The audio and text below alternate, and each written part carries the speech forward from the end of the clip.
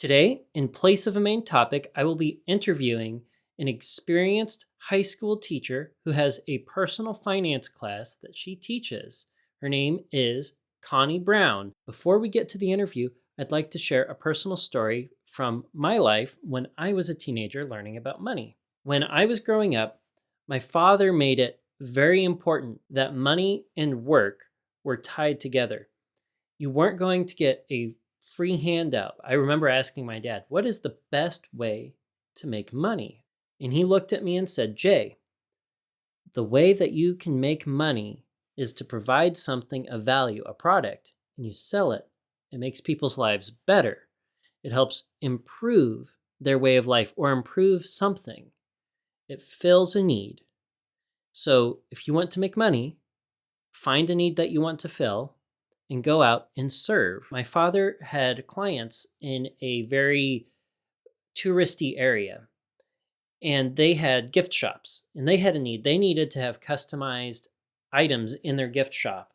My father thought that it would be a good idea to have little round buttons or fridge magnets, and they didn't have a good local provider of those. There was a need.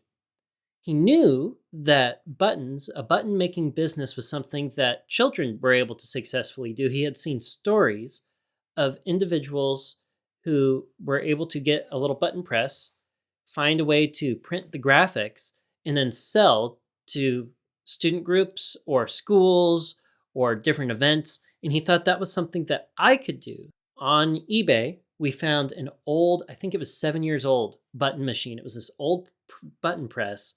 It was black. It looked like an orange juicer.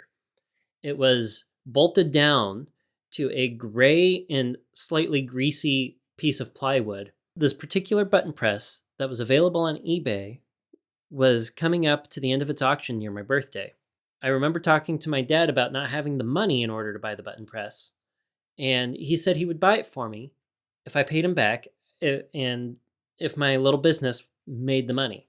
He was pretty confident I was able to sell at least $100 worth of stuff, $200, $300, given the demand for customized items for a gift shop.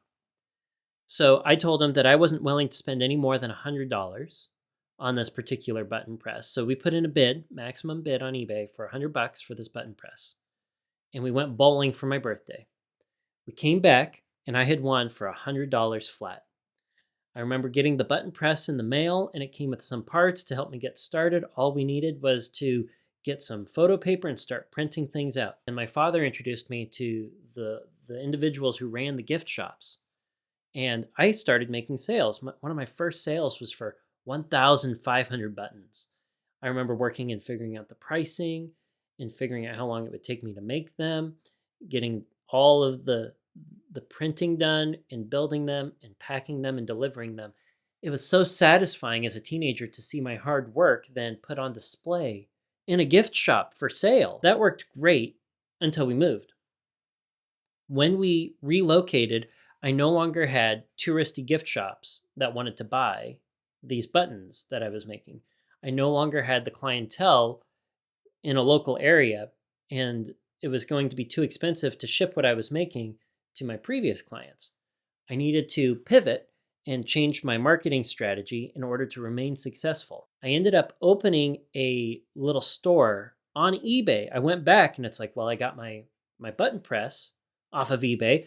Why couldn't I go out and say, all right, world, if you want me to put something on a button, something customized on a button, I will do it and I will mail it to you. I ended up putting, I think, $300 toward the store and marketing and keeping the eBay store open, and said, if I run out of money, then I'm just going to close up shop and I'm going to find some other idea. But if I don't run out of money, then this is going to be a fruitful business that I might be able to carry into my college years. So through high school, I worked this eBay store selling customized buttons and fridge magnets. I remember I got down to the last $5 before I came up with a design. It was derived from an episode of SpongeBob called the Krusty Krab training video. And Squidward in this episode, if you're familiar with it, is depicted as the unideal employee. And SpongeBob is depicted as the enthusiastic, ideal employee. So Squidward is sitting at the cash register and he's wearing this big button. It's like obnoxiously big. and it says, "I really wish I weren't here right now." So I made my own version of that and I put it up on eBay. And that thing started selling like crazy. I was selling one a week, two a week, all the way up to five or more a week. And given the overhead and the upcharge I had on that, that was enough to get me from the last $5 left of keeping the store open to actually being profitable. I did keep market buttons open all the way through my college career, pretty much right to the end.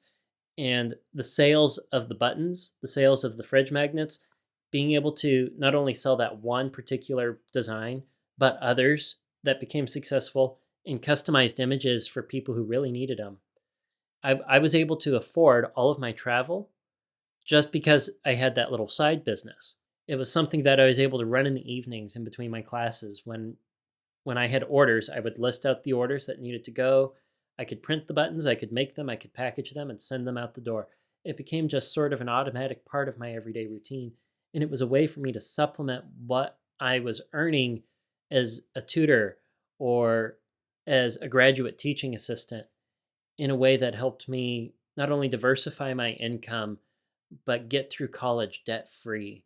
And it was all because I was encouraged to tie work to money and because I was willing to put myself out there and through failures and trials, keep on going in order to produce something that was fruitful. And it was a wonderful chapter of my life from which I learned a lot of lessons.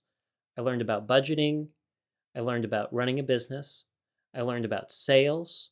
I learned about providing value and learned that the value that you provide is rewarded by the income you're able to generate